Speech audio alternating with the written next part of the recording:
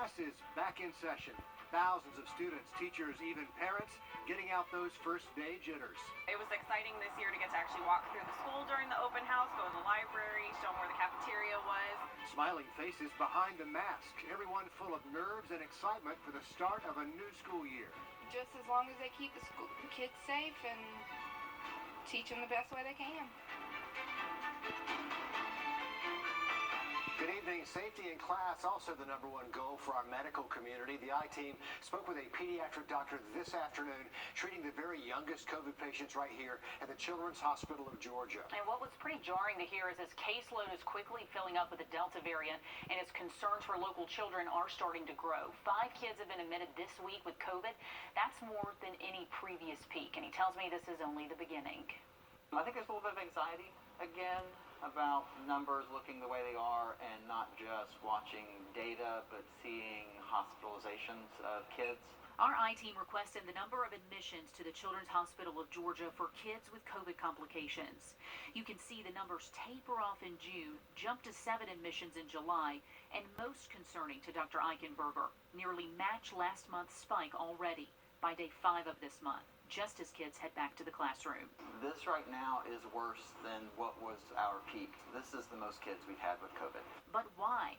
The Delta variant is a more contagious strain. A recent study from the UK showed children and adults under 50 were 2.5 times more likely to become infected with Delta. So even though the outcomes do not appear any more severe or deadly for kids, the likelihood of your child catching it goes up. Kids definitely can spread this one more easily. We're back here in it. Our kids cannot get vaccinated. What are you telling parents to do? There's a big debate on masks at school. My kids all went back to school today. They're all wearing masks today. The majority of cases they're seeing right now? It does seem to be the older adolescent age group, the ones that could be vaccinated.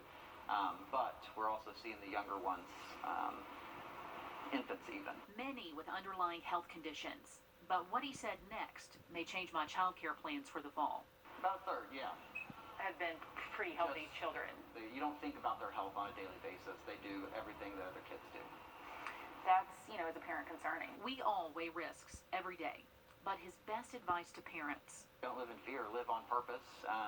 Do what you can to reduce your risk, knowing that we are never going to get our risk to zero, but we can definitely reduce it through very easy, kind of common sense things.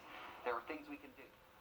And so, luckily, we look at these kids' numbers, right? You're seeing 5s and 7s for monthly admissions, a lot lower than what we're seeing for these adult numbers.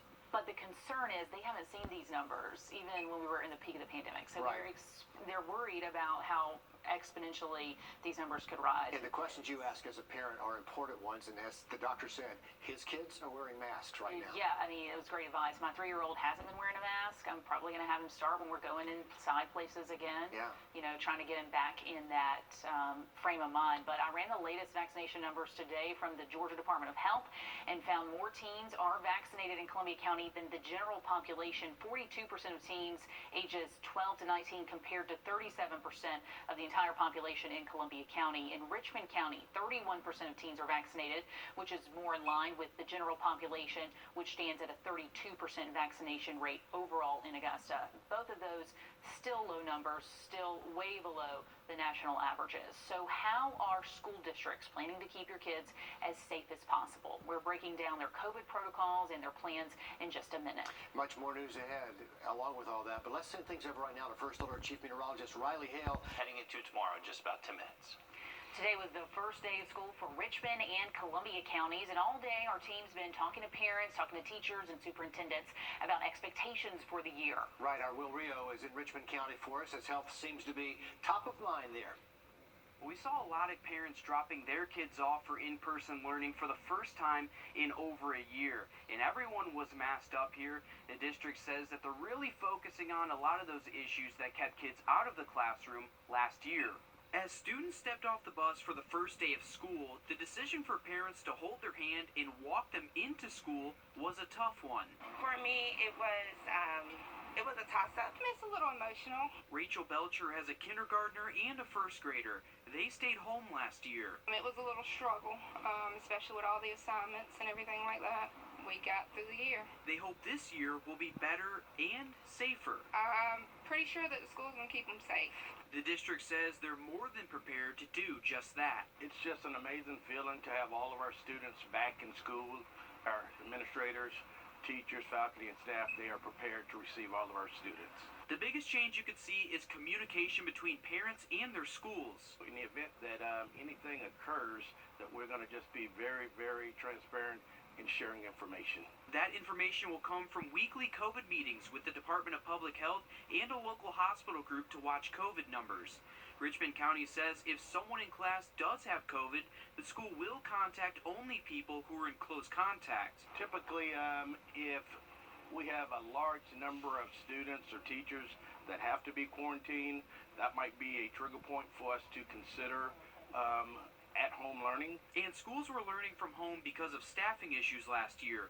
The district says they added more than 300 first-year teachers. We've gotten a very good response, so we don't believe that's going to be an issue this upcoming school year. And parents say they're finally looking forward to a successful year. Just as long as they keep the kids safe and teach them the best way they can. In Richmond County, Will Rio on your side. And of course, it was also the first day back for kids in Columbia County. Things out there a bit different than in Richmond County. For starters, masks, those are optional. But where policy might vary, COVID stays the same. And our Celeste Springer is outside Evans High School with how things are looking for students and staff there. Well, we're in this really weird spot right now. Some days feel normal, like pre-COVID normal, but other days feel like same pandemic, different day. And unfortunately, schools are no exception. For Rich and Jenna Creighton, this year was a breath of fresh air. So last year, even though he went to a different school, it was still a Zoom call was our orientation. Jennifer Scheller tells a similar story after her family moved here in the middle of the year. I wasn't able to meet teachers. I just had to kind of open the door and let my kids go in. And let's face it, some things never change, like running to class.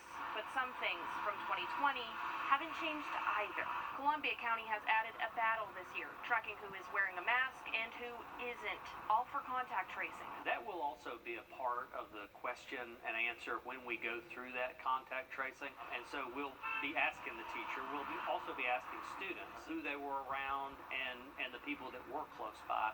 And typically we get a very good response as far as the answers, what the students were doing, what kind of protective measures were in place. The school says there's no magic number they'll need to require masks or move to all virtual learning. They say there's too many things they're considering. I'm looking at the national as well as state and local guidelines. But what are the numbers looking like here? What's happening in a school with the contact tracing? Did we actually have spread happen there? And making sure to stop and contain the spread. While the district says they're following local and national guidelines, many of you asked us why they decided to go against CDC and AAP recommendations to have students mask up in schools. Well, the district told us for right now they're focusing on hand washing and sanitizing, but if cases do go up in schools, they'll take another look and might require masks. In Evans, Celeste Springer on your side. So school's starting back again. Remember last year during COVID how fluid things were? I mean, week by week things just seemed to change. Yeah, and I think that's where Richmond County ultimately fell is, it's a very controversial topic, but they want to do everything they could to keep school in session. Right. So we'll see if things change with the numbers, if Columbia County changes course midway. And we won't be surprised if and when they do. Right. Parents are having to be kind of fluid as well right now. It's a lot, parents. We understand. As we kick off the new school year, if you're still in... Also says internal investigations like this can take anywhere from a week to several weeks. It all depends on how quickly those investigators are able to interview the witnesses and get the video they need to review. Helping women dressed for success. That is the goal of the Hope House's New You Boutique. So if you don't know, Hope House is a local group that helps families faced with mental health and substance abuse challenges. Its New You Boutique offers nicer clothing options for women so they can look and feel their best on special occasions. I get anything from shoes, clothes, stuff for job skills, stuff for job interviews. A lot of our women don't have anything when they come to Hope House, so it's kind of cool. They get to kind of feel better about themselves to get started in their treatment. And if you want to help donate to the New You Boutique, Hope House accepts clothing for women ages 18 to 40. Donations are by appointment only, so you do need to call to set up a time to drop that off. But we have the phone number listed on your screen, 706-737-9879. Well, most of us saw beautiful weather again this afternoon.